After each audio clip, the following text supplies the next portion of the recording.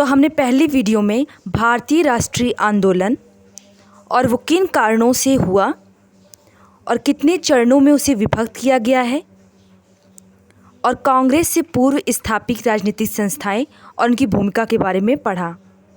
अब हम इस वीडियो में भारतीय राष्ट्रीय आंदोलन के प्रथम चरण, जो कि 1885 से 1905 ईस्वी तक था, का अध्ययन करेंगे। भारतीय राष्ट्रीय आंदोलन प्रथम चरण 1885 से 1905 ईस्वी, जिसे आर्थिक राष्ट्रीयतावादी युग भी कहा जाता है, और इसकी सबसे महत्वपूर्ण घटना थी भारतीय राष्ट्रीय कांग्रेस की स्थापना 1885 में, जो अपने अस्पष्ट लक्ष्यों के साथ स्थापित हुई थी और जिस पर पश्चिम की उदारवादी और अतिवादी विचारधारा का प्रभाव था। श्री सुरेंद्र नाथ बनर्जी ने कांग्रेस के विषय में कहा, हम कांग्रेस का झंडा फहराते हैं जिसके ऊपर स्वर्ण अक्षरों में लिखा है, भारत के लिए प्रतिनिधित्वपूर्ण संस्थाएं। कांग्रेस यानी लोगों का समूह शब्द की उत्पत्ति उत्तरी अमेरिका के इतिहास से हुई। अब देखते हैं कांग्रेस की स्थापना। पॉइंट 1, इसकी स्थापना A.O. ह्यूम द्वारा 1885 में हुई। A.O. ह्यूम का full form Allan Octavian Hume. Hume Etawah के कलेक्टर थे। ह्यूम ने 1884 में भारतीय राष्ट्रीय संघ की स्थापना की थी, जो पहले सचिव थे, जिसका प्रथम अधिवेशन यानी कांग्रेस का प्रथम अधिवेशन 28 दिसंबर 1885 को बम्बई स्थित गोकुलदास तेजपाल संस्कृत विद्यालय में आयोजित किया गया। लाला लाजपत राय ने A.O. ह्यूम के बारे में कहा, ह्यूम स्वतंत्रता के पुजारी थे और उनका हृदय भारत की दुर्दशा पर रोता था। डफरिन ने मई जून 1886 में A.O. ह्यूम को धूर्त, पागल, बेईमान और ना जाने क्या क्या कहा, क्योंकि ह्यूम भारत में होम रूल आंदोलन के मुख्य प्रेरक बन गए थे। दूसरा पॉइंट देखते हैं हम, दादा भाई नौरोजी के सुझाव पर भारतीय राष्ट्रीय संघ का नाम बदलकर भारतीय राष्ट्रीय कांग्रेस रख दिया गया। अब हम तीसरा पॉइंट देखते हैं। कांग्रेस के प्रथम अधिवेशन में कुल 72 सदस्यों ने हिस्सा लिया था, जिनमें प्रमुख थे दादा भाई Naoroji, Firoz Shah Mehta, Dinshaw Edulji Wacha, Kashinath Telang, B Radhachari, N.G. Chandrakar, S. Subramaniam. Fourth point, Bharatiya Rashtriya संघ, जिसका अधिवेशन पुणे में आयोजित होना था, लेकिन वहां पर अकाल पड़ जाने के कारण अधिवेशन बम्बई में आयोजित किया गया 1885 में। भारतीय राष्ट्रीय संघ को भारतीय राष्ट्रीय कांग्रेस का अग्रदूत माना जाता है। फिफ्थ पॉइंट, लाला लाजपत राय ने 1916 में यंग इंडिया में एक लेख लिखा, जिसमें उन्होंने कांग्रेस को लॉर्ड डफरिन के दिमाग की उपज बताया।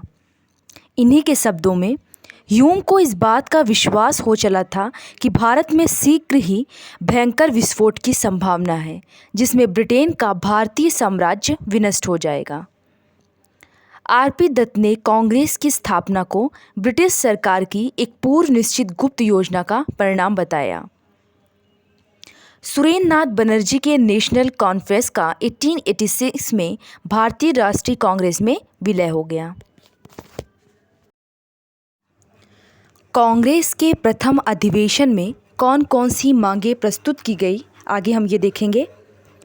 पहला देखते हैं, केंद्र और प्रांतों में विधान परिषदों का विस्तार किया जाए। दूसरा, उच्च सरकारी नौकरियों में भारतीयों को भी पूरा अवसर दिया जाए। तीसरा, सैनिक खर्च में कटौती। चौथा, भारतीय प्रशासन की जांच हेतु एक रॉयल कमीशन की नियुक्ति आदि।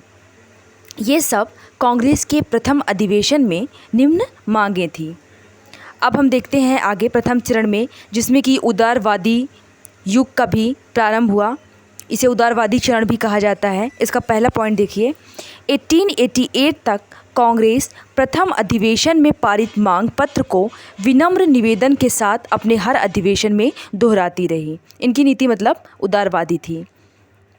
दादा भाई नौरोजी के शब्दों में, हम ब्रिटिश प्रजा हैं, हम अपने हकों की मांग कर सकते हैं। अगर ब्रिटेन की सर्वश्रेष्ठ संस्थाओं से हमें वंचित रखा जाता है तो फिर भारत को अंग्रेज़ों के स्वामित्व में रहने से क्या लाभ।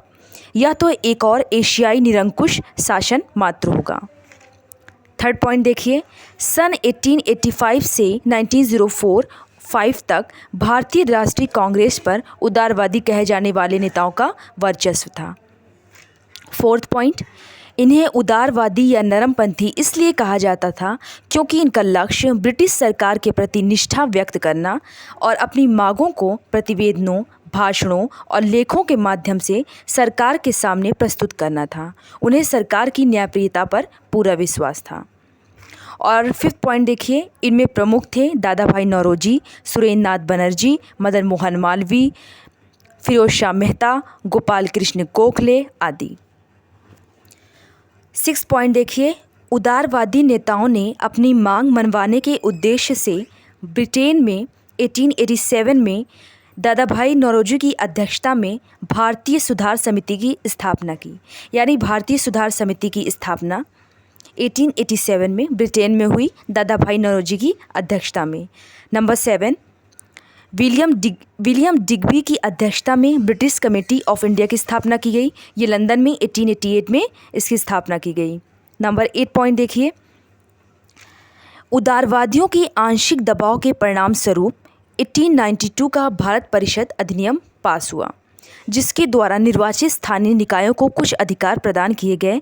वैसे ये सुधार अपर्याप्त थे, फिर भी इसे उदारवादियों के राजनीतिक परिणाम का प्रयास माना गया।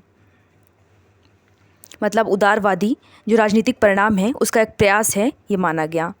अब देखते हैं आगे कांग्रेस से जुड़े स्मरणीय तथ्य।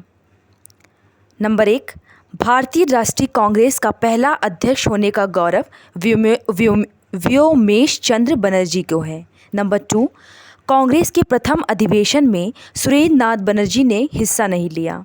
नंबर 3, कांग्रेस के प्रथम मुस्लिम अध्यक्ष बद्रुद्दीन तैयब जी 1887 में जिन्होंने अध्यक्षता की थी।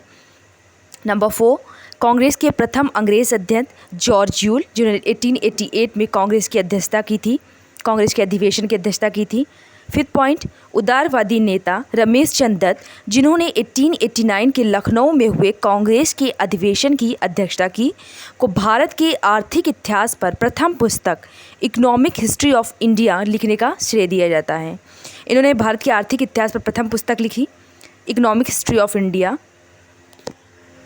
अब हम आगे देखते हैं कि जो ये भारतीय आंदोलन चलाया गया राष्ट्रवाद के रूप में, उसकी प्रारंभिक सफलता किस रूप में दृष्टिगोचर होती है। पहली, 1887 में लोक सेवा आयोग की स्थापना की गई। भारत और इंग्लैंड में एक साथ परीक्षा कराने पर सहमति हुई। भारतीय व्यय की समीक्षा हेतु वेलबाई आयोग की स्थापना हुई और 1892 के भारत परिषद अधिनियम का पारित होना। ये दिखाता है कि ये राष्ट्रवादियों की प्रारंभिक सफलता के रूप में देखा जा सकता है। और इसी चरण में, यानी कि राष्ट्रीय आंदोलन के प्रथम चरण में, जो कि 1885 से 1905 तक था, इसी में दादा भाई नौरोजी द्वारा धन का निष्कासन सिद्धांत भी दिया गया। तो आज अभी तक हमने भारतीय राष्ट्रीय आंदोलन और इस वीडियो में भारतीय राष्ट्रीय आंदोलन के प्रथम चरण के बारे में पढ़ा। अगली वीडियो में हम भारतीय राष्ट्रीय आंदोलन के द्वितीय चरण पर चर्चा करेंगे।